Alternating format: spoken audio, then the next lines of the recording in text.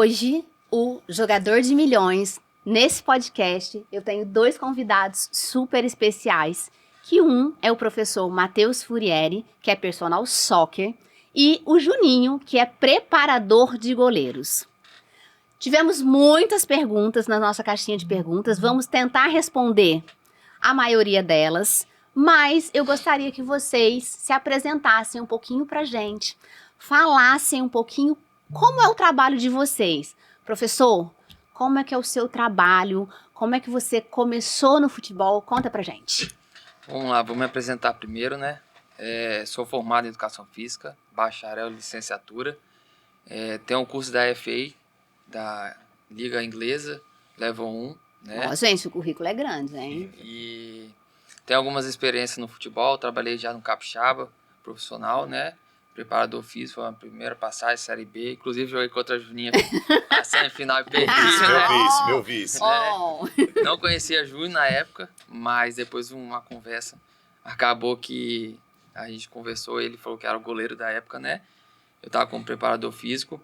Trabalhei também num clube de Step 7, que fala, né? Step 7, lá da Inglaterra, NW London.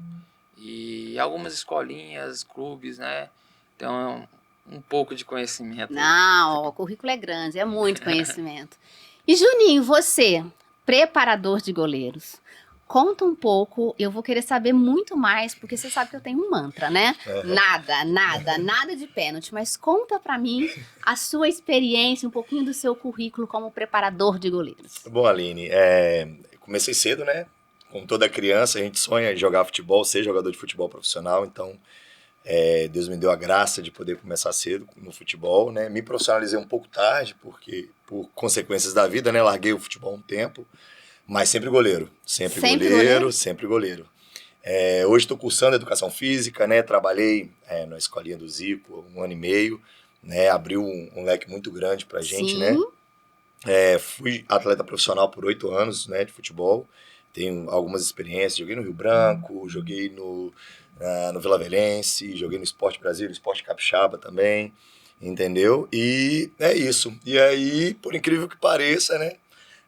A posição me trouxe a hoje ser um preparador de goleiros. Hoje sua profissão. Exatamente. Gente, a experiência é grande. E aí eu quero saber uma coisa, Matheus. Qual que é a diferença de uma escolinha tradicional de futebol e de um trabalho personalizado do personal soccer? Qual que é a diferença para o atleta? Tem que ter os dois profissionais ali? Como é que fica isso para a preparação de um atleta para futuro alto rendimento? Eu acho que um completa o outro, né?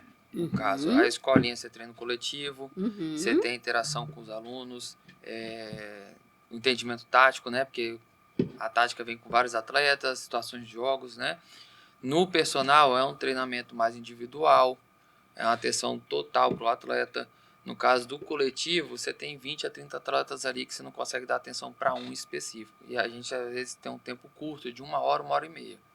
No personal a gente tem 1 hora só para aquele atleta. Então a gente consegue identificar mais melhorias, no caso erros, né, que acontece com ele, então a gente consegue ajustar, parar, dar uma atenção, fora o tempo maior que ele trabalha. No caso do coletivo eu tenho que explicar para todo mundo, tem que parar, orientar um, daqui a pouco eu tenho que orientar o outro, aí tem uma pausa. Ali não, ali eu estou o tempo todo com ele, então vamos, exemplo, né? Num treino ali eu tenho de 1 hora coletiva, eu tenho 10, 20 minutos de trabalho, né? No personal, 50 minutos. E a intensidade é muito mais alta. E aí você consegue identificar as habilidades e aquilo em que o atleta precisa melhorar, né? Exato. Entendi. Sim. E aí, preparador de goleiros. Goleiro é uma escolha, é uma habilidade. Como é que você olha para o menino e fala assim, cara, esse menino tem talento pro gol? Aline, é interessante, né? Porque todos nós, quando criança, né, iniciamos no futebol, é difícil de achar goleiro. Hoje a gente tem dificuldade, as escolinhas ligam para a escola de goleiro e falam, Júnior, me arruma um goleiro aí, tô precisando de um goleiro de tal ano, e tal idade e tal. Então, assim, sempre existiu essa dificuldade e sempre vai existir. Todos nós queremos iniciar na linha. O gostoso do futebol é fazer gol. A gente quer marcar o gol, a gente quer ser o homem da partida. O homem da partida é quem marca o gol. Né? Infelizmente é isso, ou felizmente. Né? Mas, enfim, mas o goleiro também, ele vai, eu falo, de herói a vilão. Muito rápido, né? Em questão de Muito segundos. rápido. Mas enfim, todo mundo inicia ali na linha, a maioria inicia na linha, mas já tem aquela paixãozinha pelo gol. Já acha legal uma defesa, já acha legal a narração, o narrador narrando, chamando o nome daquele goleiro, né? Vibrando com a defesa. Principalmente quando é uma defesa de um pênalti, né? Decisivo, então é muito Sim. vibrante. Essa é a mesma emoção de um gol. Eu a acredito. mesma emoção de um gol. Então, tal qual a maioria desses atletas, eu também comecei na linha, fui lateral direito, até o dia de faltar o goleiro. Gente, a maioria das histórias dos goleiros é assim, jeito. faltou. A maioria. Faltou, e aí fui pro gol e me descobri. E hoje eu tenho atletas também na minha escola que iniciaram assim. Que iniciaram lá na linha e, eu quero ir pro gol fazer um teste. Aline, é surreal. É realmente, às vezes, uma necessidade de não ter o goleiro, e aí alguém vai vou lá no gol para quebrar o galho hoje, mas não gosto. Pais, então, são uma resistência enorme. Eu tenho um atleta A também que é da gente vai mesma conversar forma. de pais. Eu não tenho estrutura para ser mãe de goleiro. Exatamente. Eu tenho um caso específico de um atleta nosso que jogou a linha, né? Os poucos anos de atleta de futebol, jogou na linha, e aí fez a mudança pro gol, os pais não sei e tal, e aí, né, acabou que agora, primeira competição grande dele aí, né, acabou sendo campeão da Gazetinha, que aconteceu em Linhares agora. Que é uma competição tem uns 15 muito dias, antiga, muito com tradicional no nível Espírito muito Santo. alto de atletas, e ele sendo o jogador crucial, pegou pênalti na final, entendeu? Então, assim, realmente é aquela escolha momentânea, né? De faltar o goleiro e você ir para ajudar, o que aconteceu com o caso desse goleiro Dificilmente também. você encontra um atleta que fala assim, eu vim pra escola porque meu sonho é ser goleiro, ser goleiro, né? é difícil. E aí, realmente, Aline, quando você assume a posição, você entende que você foi escolhida há muito tempo. Entendi. Muito antes de acontecer, do futebol te levar para esse caminho, você entende que você foi escolhido para a posição ser goleiro. Muito legal. Porque todos podem chegar, todos aprendem, mas para continuar como goleiro, você tem que realmente ter um chamado para isso. Entendi. E, Matheus, fala uma coisa pra mim. Quando eu tenho um atleta, um filho, que eu identifico que ele tem ali uma habilidade pro futebol, com a bola nos pés, qual é a idade ideal que eu devo procurar uma escola, um trabalho personalizado, como você falou, para que essa habilidade ela seja lapidada? Qual que é o momento ideal? No caso da escola, acho que no momento, hoje é difícil. Primeiro, vou falar que é difícil a partir dos 4, 5 anos. Tem algumas procuras e tem uma certa dificuldade de encontrar escolas que pegam essas crianças, porque demanda tempo, é mais uma aula lúdica de brincar e se divertir do que propriamente de você trabalhar um futebol. Mas Matheus, você falou de uma forma lúdica, né? Eu acho, pelo que eu tenho visto, a maioria dos meninos que estão no alto rendimento hoje, eu acho que eles começam numa escola de uma forma mais lúdica, onde o professor tem uma compreensão de mentalidade, de saber lidar com aquela idade, para que saiba suportar as pressões quando elas realmente chegam. Fala um pouquinho disso pra gente.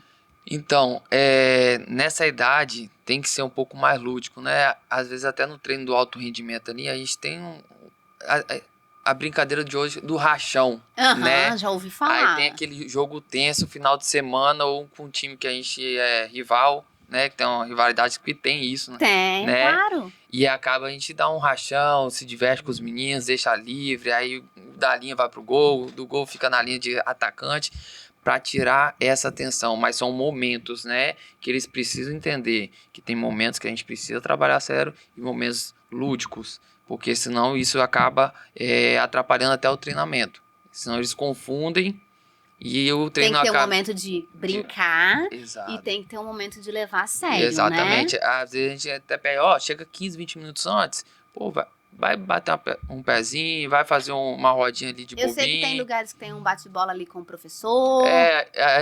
A gente mesmo costumava, né? Na época a gente estava trabalhando na escolinha, a gente costumava de ficar ali brincando de altinha, inventar uma brincadeira com os meninos, ficava até a hora do treino. Mas chegou a hora do treino, aí acabou a brincadeira, aí tem que trabalhar a sério, né? Pra os meninos também não confundirem e acabar, tipo assim, um treino de 1 hora, eu tenho um desgaste para explicar a atividade, enfim, você sabe como funciona bem, né?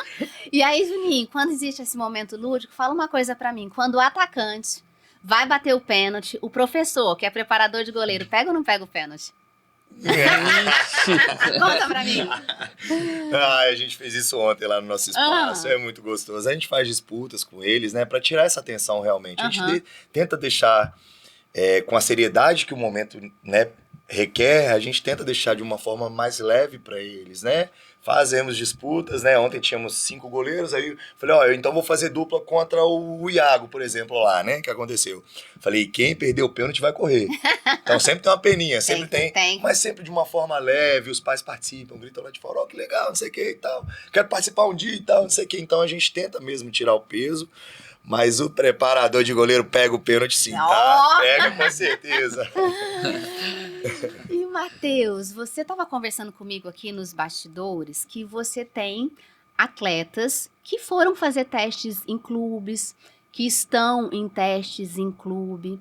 Fala um pouquinho para mim do papel do professor, né, para esse atleta, porque o professor ele cuidou da preparação. Mas fala um pouco como é que entra esse professor também na mentalidade. Alguns pais até comentaram no último semana, né? Tive uma conversa com a mãe. Ela até chegou e falou: ó, o papel de trabalho de vocês é o diferencial por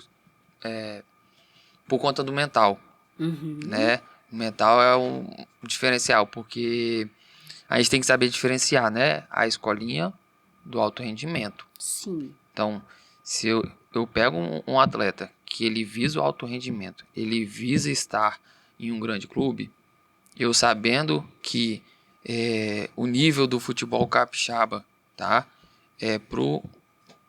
A Série A, um Rio, um São Paulo, né?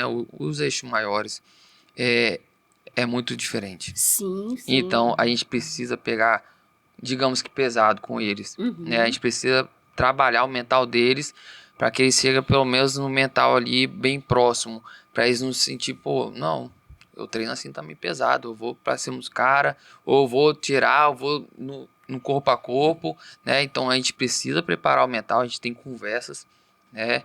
Tem dinâmicas para isso? Atualmente não. De dinâmica de tipo assim, vou fazer uma atividade aqui, não. A gente senta para conversar. Primeiro eu converso às vezes com o pai, né? Porque às vezes o que acontece fora da escola interfere diretamente no treinador, no treino do atleta, né? Exatamente. E aí eu tenho muitas conversas com os pais. Nesse caso, eu tive 2 a 3 reuniões quando teve 3 meninos que foram pro Ceará, né? Então foi um pouco através de um campeonato que nós fizemos no Rio, né? Então meio que eu fui um intermediário entre os pais, né? Eles entravam direto em contato comigo, até que eu passei o contato dos pais. Direcionando. E aí eu fiz algumas reuniões com os pais, algumas individual, falando um pouco como é a realidade do futebol que poucos conhecem. Porque eu falo futebol, né? Eu costumo dizer que nós estamos acostumados a aplaudir o atacante que faz o gol, o goleiro que pega o pênalti. A gente acabou de sair aí de uma Copa do Mundo, a mídia, mas eu também sou mãe de jogador de milhões, e aí você conhece os bastidores. O treino, que muitas vezes o menino treina no sol, treina na chuva, sem remuneração. Machucado, passando mal. Então, esses bastidores é só o atleta, o treinador e a família dele que vê isso. É isso aí. Exatamente. Né? É isso aí, com certeza. Eu falo, os holofotes, eles demoram para aparecer. Demais. E todo mundo acha que é do dia pra noite, né? Não, e não é assim. E aí, Matheus, você falando disso, que é do dia pra noite, tem aquele atleta que chega lá na escola e fala que ele foi lá para fazer uma atividade física, para ter uma melhora de condicionamento, mas você que é professor, olha e fala assim, esse menino é diferenciado. Acontece isso, o pai não tem essa noção, levou para fazer um trabalho lúdico, um exercício físico, mas o professor ter esse olhar, aconteceu já com um aluno seu? Já. E aí, conta pra mim quando você fala isso pro pai. No caso, eu evito passar pro pai dessa forma, porque acaba que, por falta de informação, enfim, às vezes os pais, acho que quando a gente passa essa informação, os pais acham que já é um craque. E isso pode, Neymar. e pode vir a atrapalhar, Então a gente tem que saber, pô, não, seu filho leva jeito, acho que se trabalhar, às vezes chega sem ir pra escolinha. Ah, não, eu só quero um treinamento personalizado pra ir jogar bem na escola, com os amigos. Aí eu falo, ó, pô, tem uma escolinha de futsal, ou tem uma escolinha de campo aqui, que a gente não tem escola de futebol, Sim. né? Então a gente indica algumas escolas próximas ali, que a gente acha que tem um perfil bom, né? Então a gente analisa o perfil do atleta, das escolas ali, indica, dependente, a gente tem contato de professores, ó, tem um atleta assim aqui, tem como você dar uma atenção. Então a gente indica para ir lá e vão ver, acompanhando o desenvolvimento deles, entendeu? Porque a gente também não pode falar, um menino de 9, 10 anos, ele pode ser um fenômeno, né? Mas ele pode chegar amanhã depois e não querer mais jogar bola. É uma criança, né? É uma criança. E eu acho que, como com essa história do futebol, que tá tudo muito precoce, que o menino ele tem que ser um craque aos 9, 10 anos, eu acho que quando ele chega na idade de 15, 16 anos, que é onde ele deveria estar já num clube de entrada, para um clube maior, às vezes ele não quer mais o futebol. Futebol, sim. Acho que de tanta cobrança. Pressão. Frustração, exatamente, entendeu? O meu mais velho passou por isso, né? Uhum. Pode contar um pouquinho pra gente. Então, o Eduardo, né? Hoje tem 20 anos. Acho que pelo exemplo, né, de ver o pai se tornar um profissional e tal, e querer. Mas eu sempre incentivei a tudo, Aline. Eu acho que um filho, ele é livre para escolher o que ele quiser fazer. Acho que o pai não deve interferir na profissão. Eu quero que você seja médico, jogador de futebol, enfim. Então, os meus eu crio assim, livres para escolherem, a gente apoia, né, como a gente acha que pode e deve, A gente vai ser sempre porto seguro, para eles tem que saber para onde podem voltar, né? Exatamente. Aí meu filho teve algumas oportunidades, graças a Deus, Deus foi muito bom, né? Deus é muito bom nas nossas vidas, mas enfim. Teve as oportunidades dele e tal, e teve um dia que ele voltou do Rio de férias, quando era para voltar, ele falou, pai, não quero mais. Eu falei, filho, tudo bem, nunca tive trabalho com você em estudo e nada mais, você vai fazer o que agora? Não, vou fazer a faculdade e tal, não quero mais jogar futebol. Eu falei, tudo bem, filho.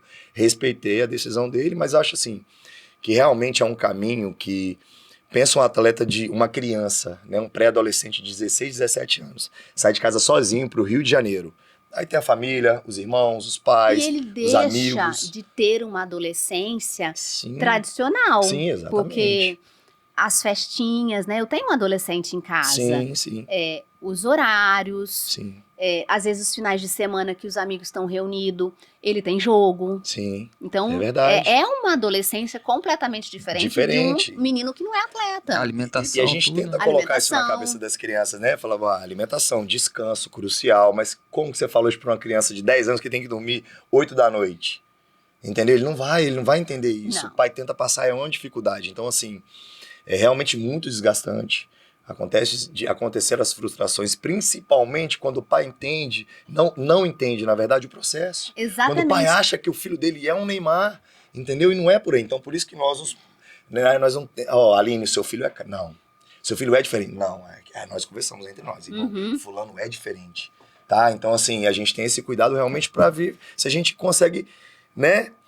ir devagar com o processo dessa criança, fazendo ela entender o caminho que ela tem que trabalhar. E, Aline, é algo que eu tenho comigo, tá? Vou falar pensamentos meus. Acho que hoje a gente vê muito profissional da área falando que a criança, o pré-adolescente ali com 17 para 18 anos, se ele não tiver num clube grande, ele pode largar, pode estudar. Cara, eu acho isso muita ignorância na formação. Você puxou esse gancho, Juninho, então fala um pouco pra gente dessa fase, né? A gente aqui no podcast tem muitos meninos dessa idade que estão vivendo os 15, 16 anos. Então tem a questão da pressão da idade dos meninos. E aí, eu acredito que também tem a pressão da família. Sim. Fala um pouco disso, desse triângulo, pais, idade e família mesmo, treinador, esse momento que o menino vai ou não vai? Vai ou não vai? É complicado, né, Aline? Porque hoje o futebol requer isso. Você vê atletas hoje treinando profissional com 15 anos. Sim. Savinho aqui do estado é um exemplo disso aí, né? Hoje tá no Manchester City, se não me engano. Estreou com 15 anos no Atlético Mineiro, salvo engano, acho que foi isso. Uma criança, né, gente? Uma criança, exatamente.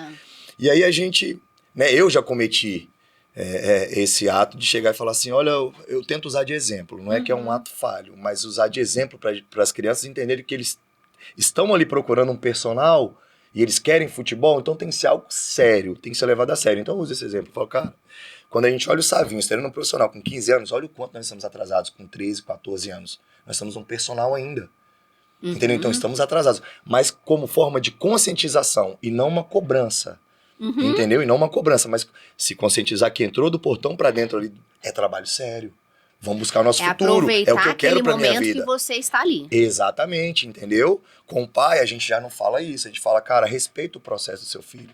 Você pode dizer, Aline, que o seu filho vai ser um baita de um profissional ou que ele não vai pela idade? Não. Por quê? Não é no seu tempo, Aline.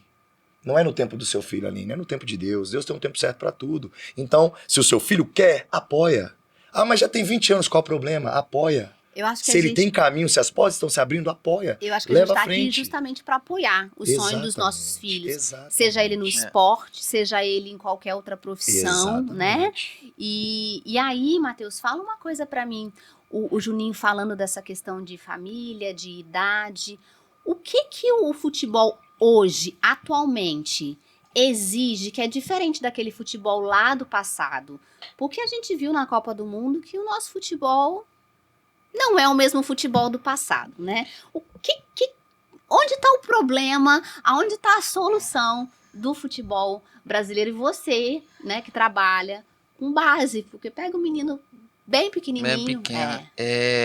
Eu acho que não é que a gente ficou para trás, né? Acho que as outras equipes também evoluíram. Antigamente não tinha o DVD. Hoje o time adversário vai pegar, ele vai pegar o scout ali, o papel do scout, vai falar, no caso, Neymar, Vinícius Júnior só puxa para a esquerda, em certo momento só vai puxar para a esquerda, em certo momento só para a direita. Então, eles têm toda a descrição de todos os atletas da seleção. Então, não é igual antigamente. Antigamente não tinha como estudar. Não tinha VAR. Não tinha VAR, não tinha scout, não tinha esse negócio de você pegar o DVD todinho, estudar a equipe adversária todinha. Era difícil, né? Anos atrás não tinha nem TV, era preto e branco, enfim. Então o futebol evoluiu muito. Então a gente fala que não tem time bobo mais. Então lá também tem 11. Tem 11 que também trabalharam para chegar. Não importa, lá não tem nome. Se você não lutar, se você não competir, se você não querer mais que o adversário querer mais que você, então a chance é maior deles ganharem. Eu acho que a gente teve uma prova disso na própria Copa do Mundo. Né? A seleção que foi campeã é a segunda vez que foi campeã de uma Copa. Enquanto nós esperávamos aí mais uma estrela e ela não veio. E acho que também ela não era uma grande favorita, era uma equipe Concordo. De peso, mas não favorita. E eu acho que demonstrou muito isso na Copa pra gente, a seleção da Espanha. Eu acho que todo mundo esperava a França e a Argentina, né? França e Argentina. Porque por tudo que vem a jogada. França, todo mundo falava França. da França. A Argentina, eu não visualizando, né, no nosso bate-papo, eu não achava tanto a Argentina. Eu também não. Apesar de tudo, né? Eu acho que eles jogaram a maioria dos jogos, se você for pegar aí, né? Foi nos minutos finais que eles fizeram o jogo acontecer e o Messi.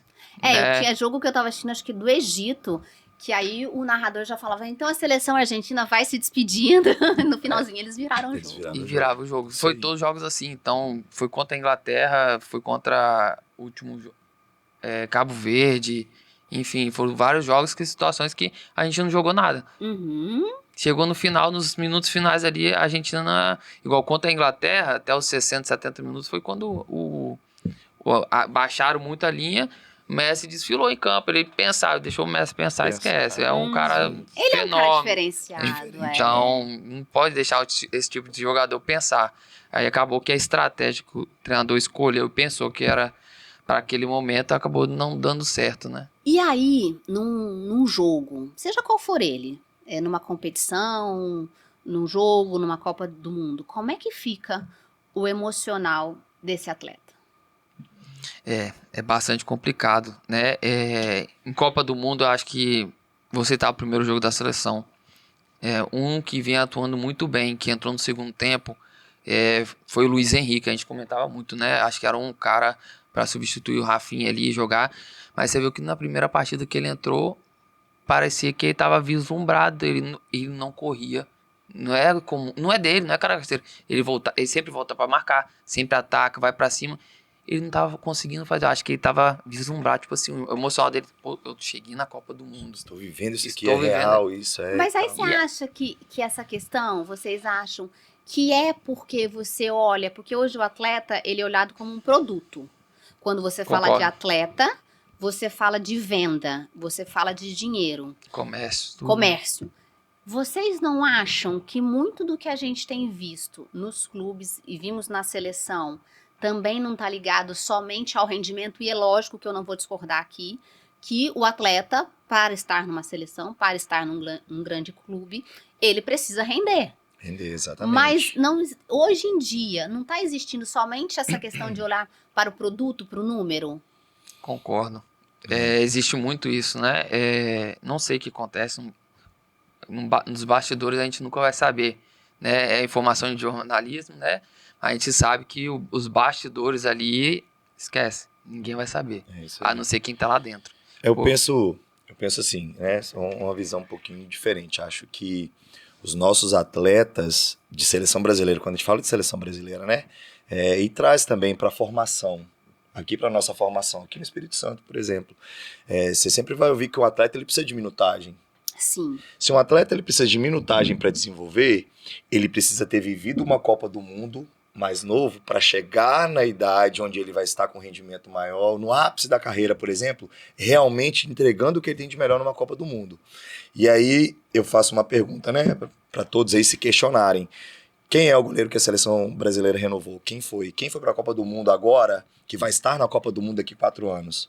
Entendeu? Porque nós temos 3 goleiros que, pela idade, na minha concepção, e falando agora como torcedor, acho que nenhum dos 3 deveriam mais estar, pela idade. O Alisson, o Everton e o Ederson. Então, assim, nós não levamos um 4º goleiro numa renovação. Levou o Leonanete, né, para acompanhar ali o processo e tudo mais, mas é um 18 anos. Mas, por exemplo, o Ronaldo em 94 não jogou com 17 anos. Ele não entrou em campo. Kaká, 18 para 20 anos ali em 2002, Kaká ia entrar na final para jogar os minutos dele ali da Copa do Mundo, mas não entrou. Mas viveram uma Copa do Mundo. O Luiz Henrique não viveu. Ele chegou, então essa deve ter sido a diferença. Caraca, eu estou vivendo isso. Mas poderia ter sido chamado uma Copa antes, ou nessa Copa que era o momento dele, mas ali, realmente não para ser esse cara.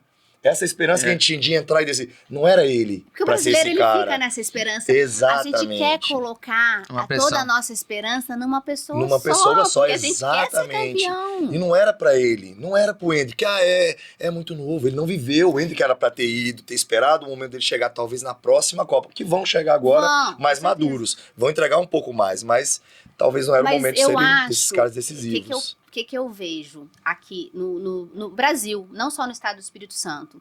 Eu acho que aquilo que a gente tem de clube formador, a palavra formador, ela precisa ser usada na literalidade.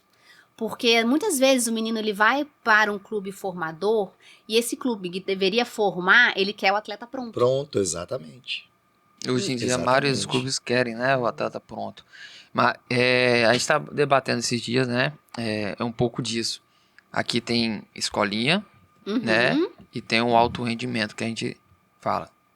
Então, hoje, acho que os pais, às vezes, não sabem diferenciar a escolinha do alto rendimento. O alto rendimento é um clube, né, Desportiva, Porto, Vitória, Rio Branco. Se hoje um menino vai para um clube desse, com 14, 15 anos, certo? Ali é um clube. Ele não vai ser relacionado. Pro pai vai estar tudo bem, porque está no clube. Às Sim. vezes o pai vai criticar. Faz parte do processo. Faz parte do processo. Mas se eu tenho não vou botar o nome de escolinha, porque eu gostaria de ter como se fosse um time de alto rendimento, né? Porque escolinha a gente fala que é iniciação, né? Então, se eu tenho um time de alto rendimento que eu quero chegar próximo ao clube, mas infelizmente eu não tenho a condição de bancar esses atletas, mas muitos atletas não têm condição de chegar ao clube. Então, eu preciso também oportunizar Lapidar eles. esse garoto um pouco Para mais, eles né? chegarem talvez num clube até a capixaba, né? Hoje o Porto proporciona muita coisa boa, Da Vitória, base, né? a Desportiva virou SAF agora, Isso né? aí. Então todo mundo espera algo deles. Sim. Mas só que quando eu monto um alto rendimento aqui e eu não tenho um nome, os pais vão falar, pô, meu filho não tem minutagem, que não sei o quê, né? Eles querem jogar, mas calma aí, é alto rendimento. O alto rendimento lá no clube, se seu filho não for relacionado, você vai lá no treinador? E mais isso eu começo a partir, eu falo de casa e escola, alto rendimento e casa. Por quê? Porque se você não souber, se o treinador souber lidar com aquele atleta e explicar para ele que lá no alto rendimento ou no clube esse processo vai acontecer, mas se os pais não acompanharem essa linha de raciocínio, trabalhar isso em casa, eu sempre costumo dizer para o meu filho que na vida a gente ganha, a gente perde, esse trabalho fica muito difícil. Se não tiver essa conexão, escola, professor e pais, o que o menino, muitas vezes, isso eu já vi, ele vai sair, eu vi isso dentro de um clube, ele vai sair de fora, vai sair do campo, ele não tinha jogado, e o pai aos gritos dizendo pra você, você não jogou, por que você não jogou? Gerar uma pressão em cima dele. Exatamente. Mais pressão, né? Mais pressão, porque ele já teve a pressão, ele estava disputando um campeonato estadual. Sim. Pressão do técnico, porque é o que você falou, alto rendimento e clube. E a criança que quer jogar? Já parou pra pensar... Ele mesmo já se coloca uma pressão porque ele quer estar em campo. E a camisa que ele tá representando? Pensa se esse menino tá numa desportiva, no Rio Branco, que é a camisa de peso do estado. Pesa, gente. Pesa. Já tem um peso natural. Já tem... O pai não precisa cobrar. O filho ele precisa da aprovação do pai o tempo inteiro, Aline. Ele faz aquilo porque ele gosta, porque ele ama jogar futebol. Mas ele precisa que o pai fale, filho, eu tenho orgulho de você. Independente ele vive de. em busca, independente de. Ele precisa disso. O filho vive em busca disso. Seu filho tem 16, 17, Aline. O meu tem 20. Eu tenho certeza que quando eu estou do lado de fora do campo, ele vai me procurar. No mínimo, se ele acertar um passe certo, ele vai me procurar, pelo menos vai ver eu balançando a cabeça. Eles precisam de aprovação. Nós precisamos de aprovação o tempo inteiro. Então não precisa de carga. Você tocou no assunto isso. Eu tenho um filho, né, de 16 anos. Sim.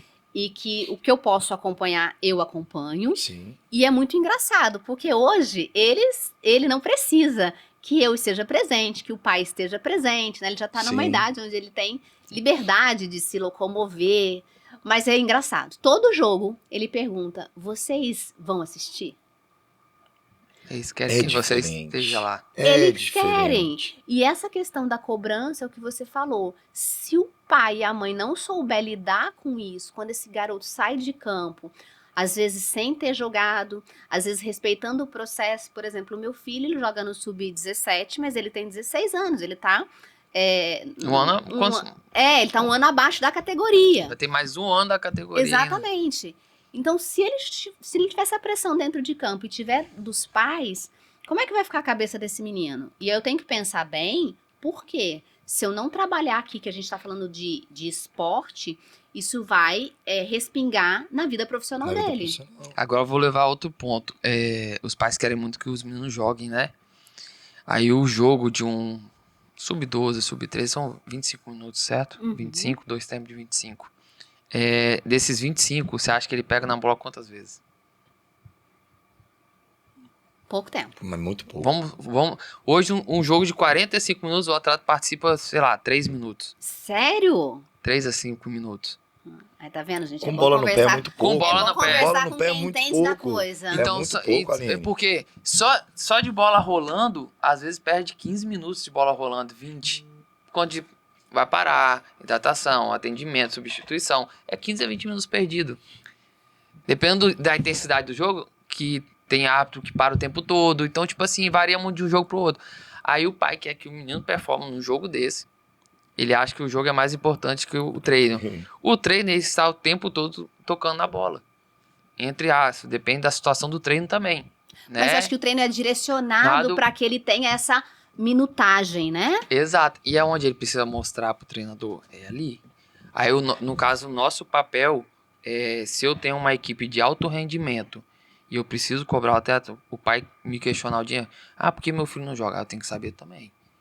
Seu filho não joga por esse motivo. Ele quer melhorar? É esse caminho. Então, ele tem que seguir esse caminho para ele conseguir performar e as oportunidades vão aparecer.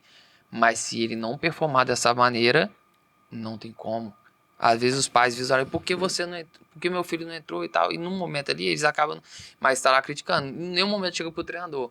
Aí às vezes você vai olhar lá no banco, na situação de treinador. Fala, hein, bora, entra aí. Aí o menino tá lá brincando. Porque né, pelo que eu entendo, o atleta que tá no banco, ele tem que estar ligado no que tá No tempo acontecendo, inteiro, o porque tempo inteiro. se existe ali uma deficiência, ou se o colega dele tá cansado e quer sair, é a hora dele mostrar o trabalho isso aí. dele, né? A oportunidade que ele tem de mostrar. Ou também tem a leitura do jogo, né? Que ele... eu jogo de atacante. O que o atacante está fazendo? Como é o zagueiro? Qual o lado ruim do zagueiro? O que o zagueiro está fazendo? Então, se ele tem essa leitura antes de entrar no jogo, ele vai tomar as melhores decisões durante a partida. Então, às vezes, eles não pensam nisso. Eles pensam que é só entrar, jogar E a gente vê muito, às vezes, quando o atleta tá no banco, muitas vezes ele entra no final do jogo e às vezes ele faz toda a diferença naquele jogo. Porque ele tava Sim. fazendo aquela leitura toda, atento, pra aquele momento que ele tinha lá 5 minutos, ele fazia a diferença, Exatamente. não é? Exatamente, concordo. E aí eu quero saber dos dois. Não sei se isso é um problema ou se é solução. Eu vejo com certo receio. A gente vive um tempo novo no futebol e hoje a gente tem rede social. E rede social existe comparação. Na rede social não aparece o processo, não aparece os bastidores. Como é que é isso? Lidar com o atleta, com a rede social, o tempo que ele perde na rede social e o comparativo que existe do futebol dele pro do colega. Eu quero saber isso, porque assim, é novo. problema, É novo. é E eu problema. acho que é problema. É problema. O uso do celular não todo, né, Aline? Sim. A gente vê estudos, né? Pessoas de dentro do futebol falando o ideal é que o atleta não mexa no seu telefone 1 hora antes do jogo, né? Que você esteja focado 1 hora antes do treino, do jogo, da atividade física em si. Uhum. Porque realmente toma muito tempo, te toma concentração, entendeu? Você já tem que, né, no profissional, a gente chega no estádio 2 horas antes do jogo. Vai fazer reconhecimento de gramado, né? Vai conversar, vai ouvir uma música, alguns louvor, mas enfim, né? Isso aí cada um tem o seu modo de concentrar. Outros é conversando, alguns é mais quieto, quietinho lá no cantinho dele. Então, assim, cada ser humano tem a sua forma de concentração, não é, né? Antes da sua atividade ali. Mas eu vejo muito quando a gente leva ainda principalmente pro lado da comparação com outros atletas, isso é muito ruim. Isso é muito ruim, porque cada atleta tem a sua identidade, entendeu? O Matheus pode ser um velocista e um atleta de mais habilidade, então não cabe comparação. E o que a gente vê aí hoje, acho que por muita falta de preparo das próprias grandes redes aí, né, de comunicação, né? Hoje você não contrata um ex-atleta de futebol. Você já viu um ex-goleiro comentando sobre uma falha de um goleiro? Num jogo de futebol, você já viu um ex-goleiro, Carlos Germano, contratado aqui pela TVE, que é quem televisiona nossos jogos aqui do Capixaba, comentando erros de goleiro ou acertos de goleiro? Não tem. Entendeu? Então, assim, quem comenta é um ex-jogador de futebol ou simplesmente um repórter. Simplesmente, com todo respeito na profissão, claro, mas assim, não viveu, não esteve dentro de campo. Então, qual o meu entendimento para criticar ou um posicionamento legal até sobre a defesa de um goleiro, uma saída de gol, uma falha, ou de um atleta de qualquer posição? Então, assim, o erro já vem daí. Da arquibancada é fácil, né? Muito, né? Da arquibancada todo mundo é treinador, né? Todo mundo, então. Mas viver o processo é aquilo, se o pai, né? Você como mãe, às vezes, na sua correria do dia, você consegue deixar o seu filho para treinar, mas não consegue acompanhar o treino, e você já quer, filho, aí faz isso, faz aquilo, você não vive o processo ali com ele, de treinamentos, de tudo mais. Imagina quem não entende. Quem não entende, quem não sabe do que tá falando, entendeu? Porque o principal é isso. Hoje, o pai, é fácil bater nas costas do meu filho e falar: filho, calma, vive o seu processo. Mas eu não vivo o processo com meu filho. Quando eu tenho que apoiar, eu tô cobrando. Quando eu tenho que ser ombro, eu dou porrada. Como que acontece isso? Então, assim, eu não posso, só para finalizar, eu não fui o atleta que eu quis, que eu sonhei. Porque eu sonhei em jogar a seleção brasileira. Eu sonhei em jogar uma Série A de brasileiro, eu sonhei. Eu não fui, mas eu não posso deixar a minha frustração atrapalhar o desenvolvimento dos meus filhos como atleta. Eu tenho meu caçulinha, tem 5 anos, ele ama futebol, Aline. Mas você sabe o que eu acho? Eu acho que a gente tem que parar de enxergar, isso eu vejo com o meu filho. Sim. Eu acho que a gente tem que parar de enxergar o mundo do futebol somente como o jogador. Porque existe, para formar um jogador, existe o médico, né, de várias De especialidades. várias, sim. Existe o fisioterapeuta, existe o psicólogo, Sim. A então você, nutricionista, o tudo. nutricionista. Então, assim, você tem uma rede ali atrás e hoje, pelo que eu tenho conhecimento, nós não temos em números muitos profissionais especializados na questão esportiva.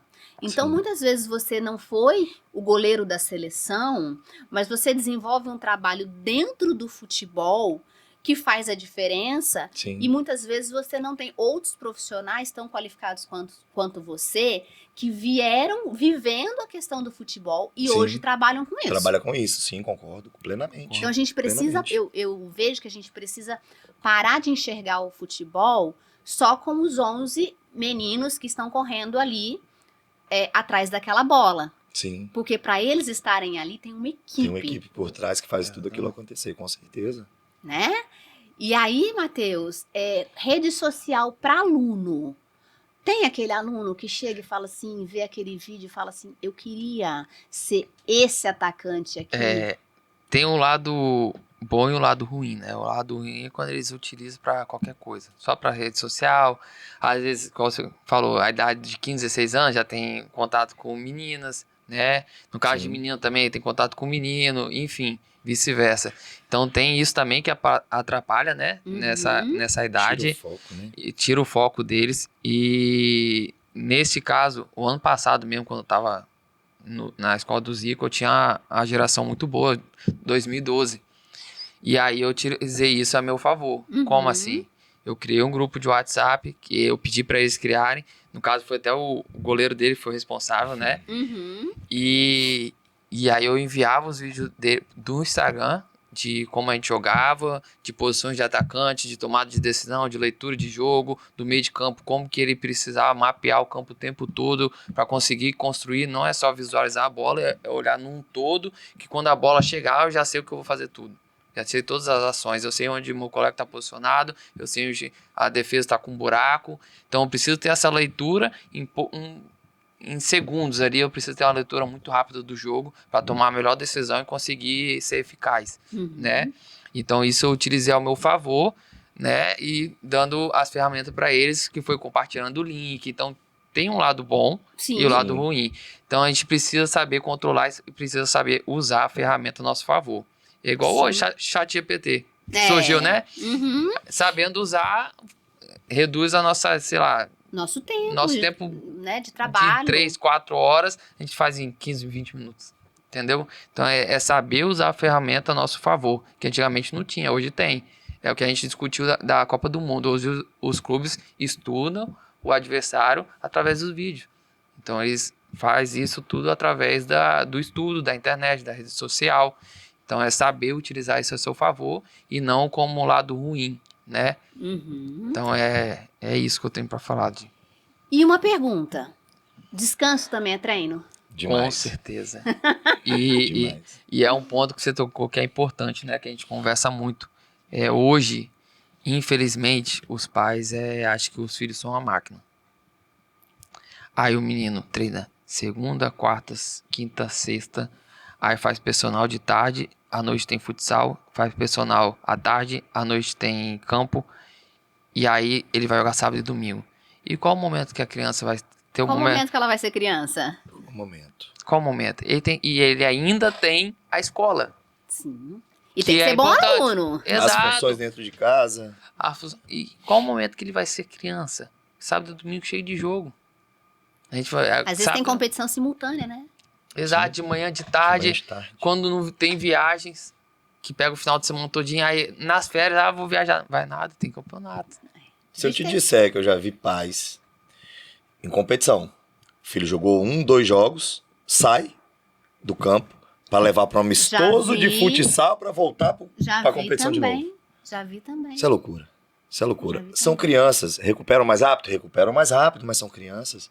Cansam da mesma forma, não são números. Não são números, exatamente. Né? E aí a gente mais uma vez volta para a questão dos pais, Juninho. E aí a questão do goleiro. Quando o goleiro vou usar a palavra erra, não sei se é essa palavra Sim. tecnicamente que a gente usa, Sim. mas erra, e aí esse erro é exposto, né? Porque aquela história, o goleiro não pegou aquele pênalti, ou o goleiro não pegou aquela bola. Uhum. Como é que o treinador, o professor lida com esse erro exposto ali para todas as pessoas? Diálogo, muito bate-papo, porque não é simplesmente assim, né? O goleiro ele erra de chegar a fazer um gol contra. Já aconteceu com nós como treinadores e hoje posso te falar de boca cheia, assim, um dos melhores goleiros do estado hoje na categoria sub-14, né? Já errou, tinha 12 para 13 anos, numa ação errada dele, no escanteio fechado, né? Ele ficou um pouco mais aberto, socou a bola para dentro do gol. Numa quarta de final de Capixabinha. Falei uma com ele, competição falei, por importante. hoje, olhei no olho dele e falei, eu era preparador de goleiro dele e treinador também. Uhum. Eu era o treinador dele também na categoria. Olhei no olho dele, na frente de toda a roda, falei pra ele, por hoje, você vai pra casa com a consciência pesada, sabendo que você errou e que você cooperou. Cooperou, a culpa não é sua sozinho. Uhum. Você cooperou com a nossa eliminação. A partir de amanhã você vai trabalhar pra dar a volta por cima. E hoje, 2 anos depois, acabou de ser campeão da Capixabinha, melhor goleiro, então... É Gente, isso. olha, São histórias fantásticas, Aline. São histórias que nos emocionam muito. É muito gratificante. Nós somos gratos a Deus por poder viver isso realmente do lado desses adolescentes, dessas crianças no todo. E assim, que os pais criassem essa consciência. Seu filho vai errar. sim. Apoia.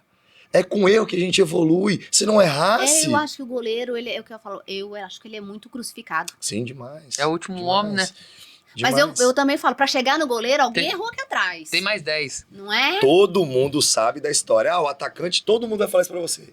O mais leigo de futebol vai falar, o atacante pode errar 10 gols, mas o goleiro não pode errar. Mas quando erra, você cobra. Exatamente. Mas quando Você erra, não você lembra cobra. do atacante que perdeu os gols. Às vezes Exatamente. ele perdeu 10 gols naquele jogo. Sim, Mas você lembra do goleiro que errou. que tomou um gol. Exatamente. Ele pode nem ter errado, mas você vai achar um jeito de falar, mas ele podia ter feito isso, poderia ter Aham. salvado o time. Então, assim, é sempre o goleiro vilão. Uhum. Sempre o goleiro vilão. A não ser que o atleta de linha ele tenha errado um pênalti lá que era crucial.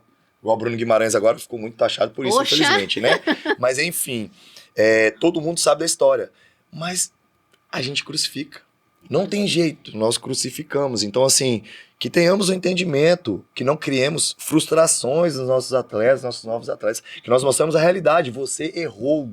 E está tudo bem, amanhã é outro dia, nós vamos trabalhar, vamos dar a volta por cima. Exatamente, é isso, esse é o ponto. Entendi. Esse é o ponto. E Matheus, agora você, né, que trabalha ali com os meninos e aí um atacante.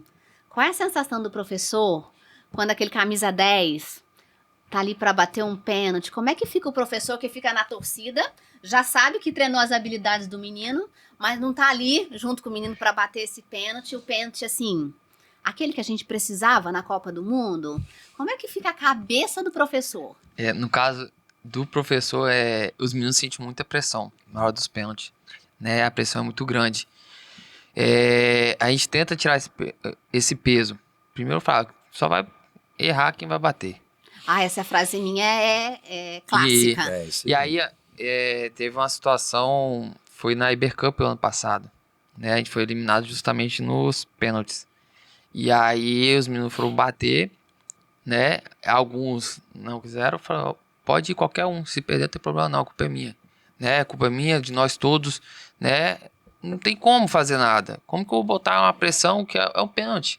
Um vai precisar sair vitorioso ali. Talvez a gente poderia controlar as situações antes, né? De chegar até os pênaltis, mas chegou até os pênaltis. Eu acho que vai ter a questão da eficiência do menino. Eu tenho um menino que... Eu te falo, quando ele vai bater, eu tenho total tranquilidade. É o que mais faz raiva em mim também. Né? Ele sabe o que eu tô falando. Sei. Mas só que quando ele vai bater o pênalti, ele fala... Muito frio. Ele fala... Muito frio. Pênalti eu vou perder, não.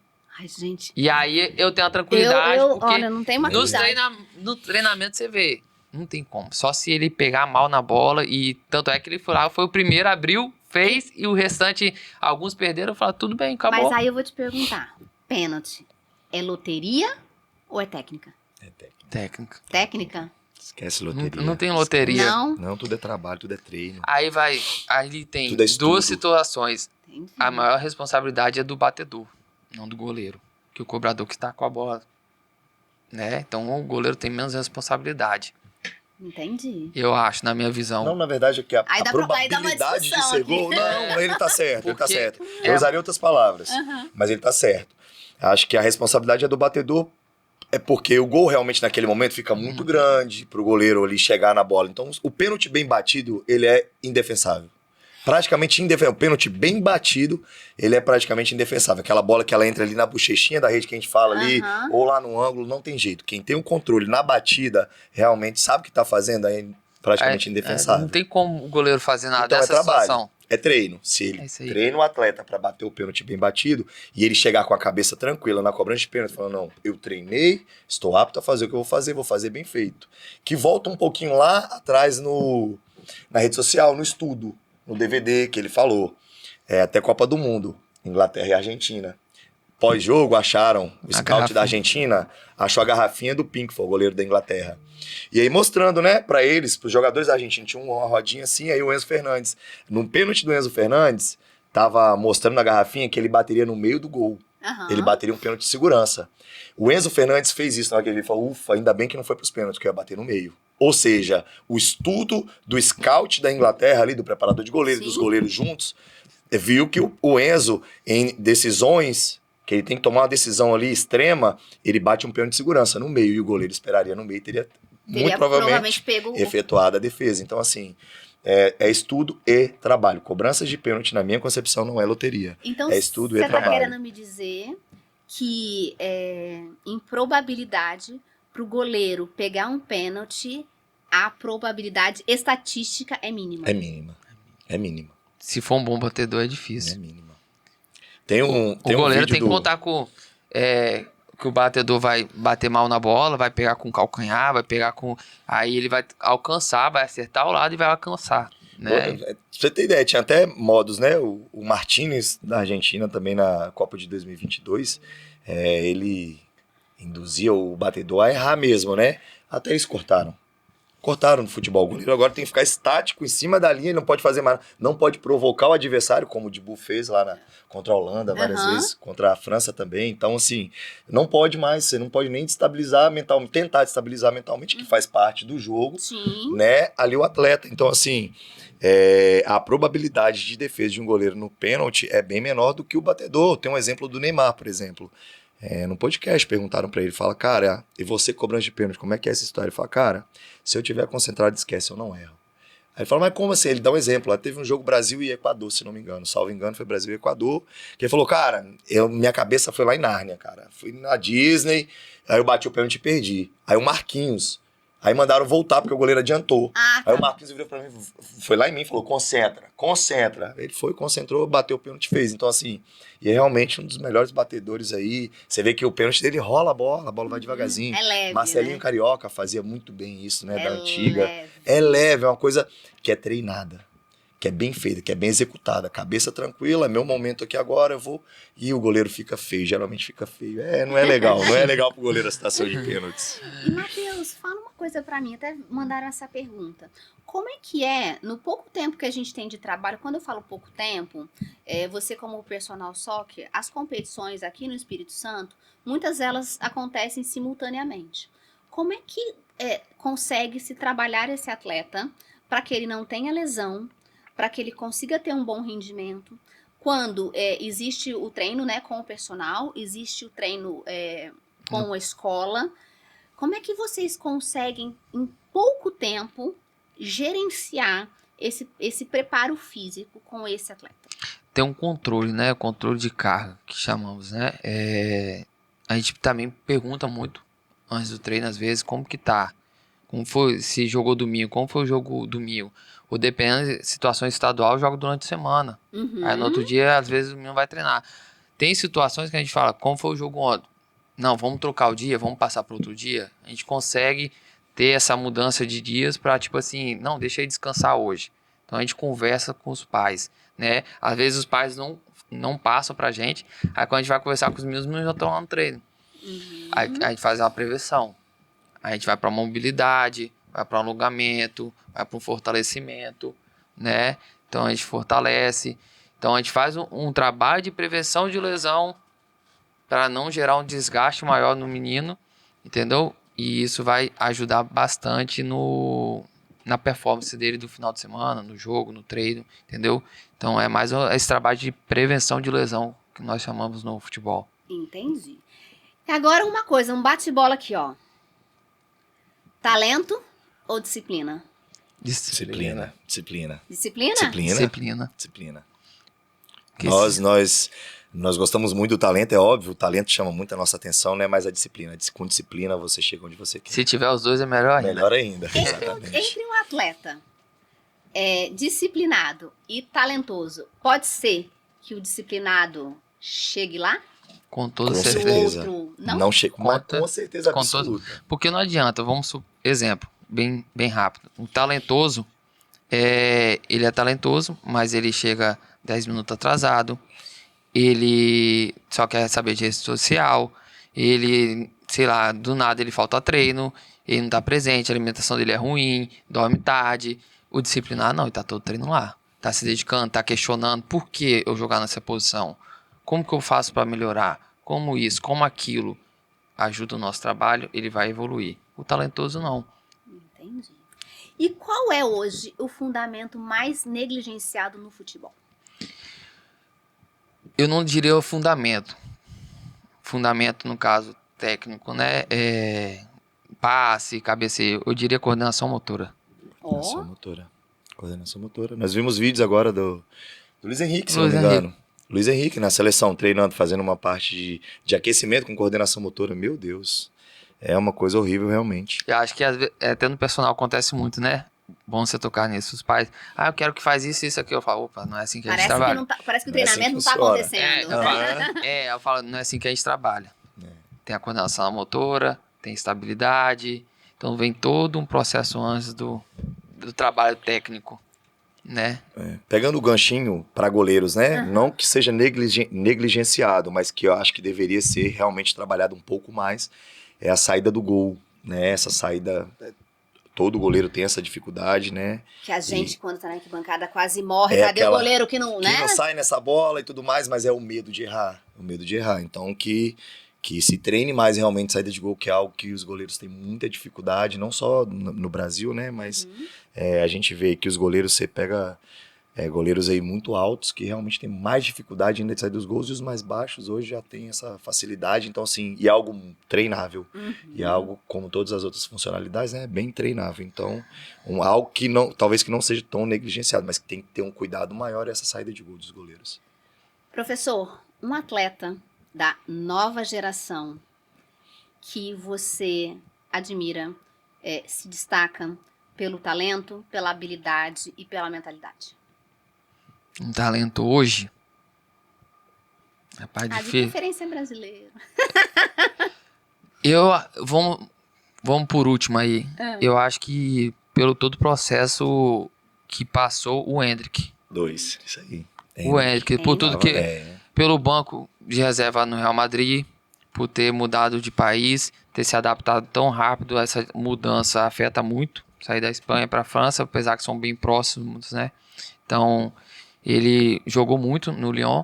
Agora parece estar circulando aí também que o Mourinho já não quer ele. Então, tipo assim, se não tiver a mentalidade forte, porque ele voou no Lyon.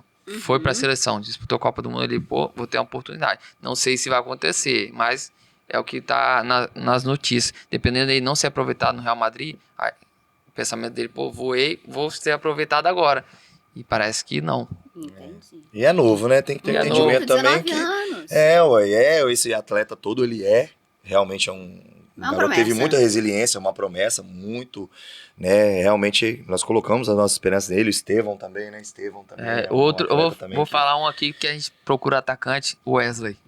Por tudo que passou pelo Flamengo, estudou, scout. A evolução Isso aí. dele, ele fala no podcast que a evolução dele foi porque ele contratou uma equipe de scout e pós-jogo ele já saía do jogo já estudando tudo Olha. que ele errou, acertou. Isso aí. Pode Pra pesquisar caçar o melhorias, podcast que né? ele fez. Que interessante. E aí isso foi aí. a evolução quando ele teve aquela crescente no Flamengo e agora Chegou no Roma tá voando, né? Seria, cara, Fez uma falta. demais na Copa do Mundo. Seleção brasileira, lateral direito ali, ele jogaria de ala, talvez, quem sabe, né? Mas mesmo de lateral, chegaria muito lá, Não, criaria não muitas situações ofensivas para a seleção.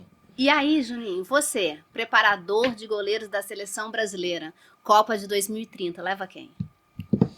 Pergunta difícil, mas polêmica. Eu teria levado nessa Copa já, o Hugo Neneca, fez um ano bom no Corinthians, né? Hoje é capitão de uma das maiores torcidas do Brasil, então assim, e uma das mais enjoadas de se trabalhar, né? A gente tem relatos aí, os caras realmente são malucos lá, então assim, ele tem essa torcida na mão, ele é capitão desse time, um dos capitães, né? É líder dessa equipe. Eu acho que o Brazão, goleiro do Santos, muito bom goleiro, novo também, excepcional debaixo das traves. O Léo Jardim do Vasco também talvez tivesse merecido uma... Falando nessa Copa, né? Que tá bem recente, mas... E aí já seria uma boa renovação para a Copa de 2030. Seria o Léo Nanete, que é um goleiro que eu tenho acompanhado bastante, que acompanhou o plantel da seleção agora na Copa do Mundo. Teria levado também agora e já levaria para a próxima Copa 2030 para dar seguimento. Entendi. E, Matheus, um jogador de milhões para você, o que ele precisa ter? Disciplina. E aí a gente não tá falando só em milhões financeiros aqui, né? A gente tá falando de um todo. Eu acho que disciplina, mental forte, que hoje rede social, né, jornalismo, tudo, acho que o principal objetivo tem que ter um mental muito forte. A gente vê casos aí, não sei se você acompanhou o Richarlison mesmo, ele passou por uma situação de depressão. Tem um Lingard que tá no Corinthians agora, ele caiu muito no Tottenham porque ele passou por um processo de depressão, parou de jogar bola, voltou para acho que 4ª divisão inglesa, agora que ele tá caminhando de novo, mas já tá com a idade avançada, então se não tiver um preparo de um mental, de um mentor ali do lado, né? Longe, mas você lembra de Michael no Flamengo? Lembra da história do Michael? Michael chegou a pensar em... entendeu? Então, assim... a gente tem que falar sobre isso. Não é... Eu falei, não são só os holofotes. Não são. A cobrança, a gente não sabe. Vai muito mais além, Aline, porque nós não sabemos o que esse atleta ele passa no dia a dia.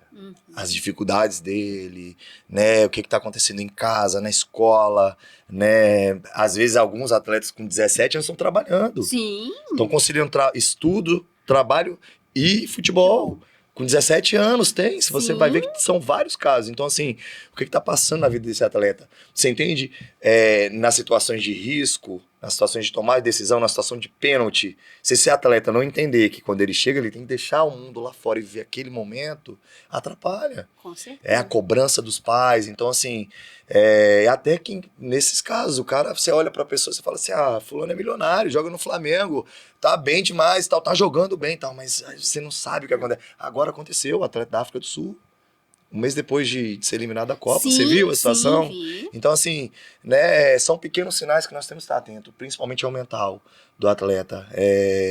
Né, ainda mais nessa idade de 13, 14 até os 17 anos, são muitas mudanças, são coisas novas que acontecem na vida, né, de todo ser humano e tal. Então, a gente tem que estar sempre atento, os pais, esse é um recado para os pais. Fiquem atentos às mudanças dos seus filhos. Não tire por menos, não acha que isso é só uma mudancinha ali da idade e tal. Senta, dialoga, seja amigo do seu filho, de verdade. Sim, com certeza. Desculpe te cortar, Não, aproveitar aí, né, que vai no ar, a gente também procura, né, uma pessoa para talvez fazer uma parceria, não para a gente prestar o serviço, mas uma pessoa para a gente indicar para os pais, né, para estar indicando, porque a gente quer... Para que exista uma equipe multidisciplinar. Exato, a Exatamente. gente quer ter uma rede, como a maioria dos nossos atletas são do alto rendimento. Exatamente. Então a gente quer ter uma rede de profissionais, que o pai que tiver interesse, esse fulano aqui é o mentor, esse aqui é o nutricionista. E então aí, tem uma rede você de até apoio. Adiantou a minha pergunta, porque eu queria mesmo perguntar isso. Hoje, qual seria o conselho para o pai de um atleta? Um conselho para um pai de atleta que, primeiro, que seja pai e não torcedor. Simples assim, né? Seja e pai, a gente né? é que complica, né? Exatamente. Seja pai e buscar dar todo o suporte. Se você deseja, né? Primeiro, o desejo do seu filho, né? Que se for o sonho dele, realmente, filho, esse é seu sonho, você quer realmente isso? Sentar e ter uma conversa franca. Quero. Então, beleza, vamos buscar. E deve ter aquela cobrança boa, né? Que, tipo assim, você quer... Cobrança então, tá bom, no sentido de disciplina. Disciplina.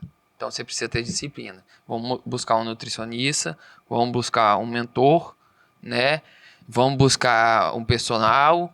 Então, a gente vai buscar todo um trabalho para te dar uma porcentagem muito alta de você ter uma grande performance. Então, a gente vai buscar isso. Então, acho que esse é o conselho, né, que eu daria para os pais. Juninho, um conselho pro atleta.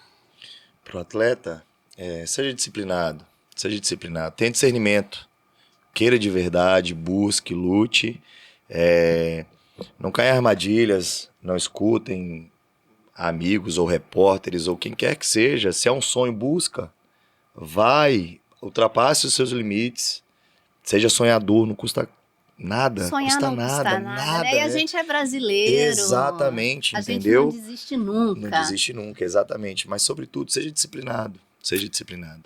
Gente, ó, eu quero muito agradecer a contribuição de vocês com o Elite Personal Soccer. Vamos deixar depois os contatos de vocês com o Juninho, preparador de goleiros. E eu quero também deixar aqui para vocês uma lembrança que vocês estiveram aqui com a gente nesse momento, porque eu falo que aqui foi um canal criado para a gente trazer histórias, resenhas, informações, para a gente tratar de tudo que a gente falou aqui, de atletas, mas não só falar em número, em performance, a gente saber que atrás desses meninos, dessas famílias, existe um sonho, existe um ser humano. Então, para mim, quando eu falo de jogador de milhões, como eu carinhosamente apelidei o meu filho e os amigos do meu filho, é para isso que esse canal serve. Tiveram outras perguntas, a gente não tem tempo para tudo isso. Sim. Eu vou passar para vocês respondam no Instagram de vocês. Sim. Então, eu quero deixar aqui uma lembrança desse momento. O Marido de Milhões está aqui para me ajudar. Marido de Milhões. Marido de Milhões. Que é um pouquinho da participação de vocês aqui. Obrigado, viu? Muito legal, Aline. Tá? Top. Para que vocês guardem lá na escola, para que vocês legal. lembrem desse momento.